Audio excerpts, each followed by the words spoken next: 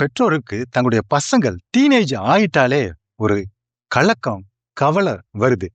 ஏன்னா, அதுவரைக்கி தன்னுடைய பேரண்ட்ஸ குறிப்பாக அப்பாவ ஹீரோவா பார்த்துக்கிட்டு இருந்த பையன், ஒரு டீனேஜ் வந்தபோது எப்படி பண்றான்? ஹையர் செகண்டரிலேருந்து காலேஜ் முடிக்கிற வரைக்கும் அவன் எப்படி பார்க்கறான்? அப்பாவ ஒரு எதிரியாக பார்க்க ஆரம்பிக்கிறான். ஏன்னா, ஒரு குழந்தை பிறந்ததுலேருந்து ஒரு 3 வயசு வரைக்கும் அவங்க அப்பா, அம்மா தான் உலகம். 3 வயசுலேருந்து 15 வயசு வரைக்கி அந்த பையனுக்கோ, பெண்ணுக்கோ அவங்க அப்பா தான் ஹீரோ. ஏன்னா, அவங்க அப்பா தான் அவங்கள எங்கனாலும் கூட்டு போவாரு. ஹீரோவா தெரிஞ்ச அவங்க அப்பா அல்லது அம்மா, இப்பொழுது அவங்களுக்கு வில்லனாக தெரிய ஆரம்பிக்கிறாங்க. இதற்கு காரணம் என்ன? நெறைய காரணம் இருந்தாலும், இதற்கு முக்கியமா இருக்கக்கூடிய காரணம் என்னவென்றால், பியர் பிரஷர். கிறிஸ்தவ பெற்றோர்கள் நெறைய பேர் ரொம்ப கவலைப்பட விஷயம் இதுதாங்க. என் பையன் நல்லா இருந்தாங்க. இப்ப காலேஜுக்கு போக ஆரம்பிச்சான். டோட்டலா மாறிட்டான். எந்த விஷயமே என்ட்ட ஷேர் பண்றது கிடையாது. எதுக்கெடுத்தாலும் ஃப்ரெண்ட்ஸ் வீட்டுக்கு வந்தாலே ஃபோனு. இதுதானங்க சொல்றாங்க.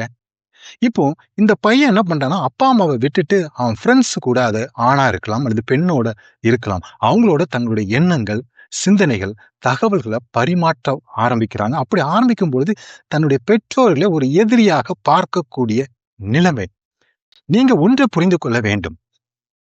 இது பெர்மனன்ட் இல்ல. இது ஒரு சைக்கிள். இப்போ நீங்க எதிரியா பார்க்கிற பெற்றோர்கள் இன்னும் கொஞ்ச காலத்துல மறுபடியும் ஹீரோ ஆவாங்க. இன்னும் உங்களுக்கு எண்ணங்கள் மாறும். நீங்க நினைப்பீங்க இன்னும் கொஞ்சம் காலேஜ் ஸ்டடீஸ்லாம் முடிச்சப்போ என்ன தோணும் தெரியுமா? எங்க அப்பா, எங்க அம்மா எனக்காண்டி எவ்வளவு தியாகம் பண்ணாங்க தெரியுமா? மாறும்.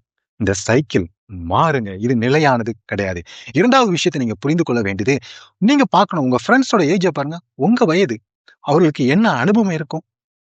அதாவது ஒரு கண்ணு தெரியாத நபருக்கு இன்னொரு கண்ணு தெரியாத நபர் வழிகாட்ட முடியாது. 2 பேரும் குழியில தான் விழுவாங்க. நீங்களே கண்ணு தெரியாம திக்கு தடுமாறி கொண்டு இருப்பீங்க இந்த உலகத்துல. அப்படி இருக்கும்பொழுது உங்களுக்கு பாதை காட்டுற உங்க நண்பர்களும் இன்னும் ஒரு கண்ணு தெரியாத நபர் தான்.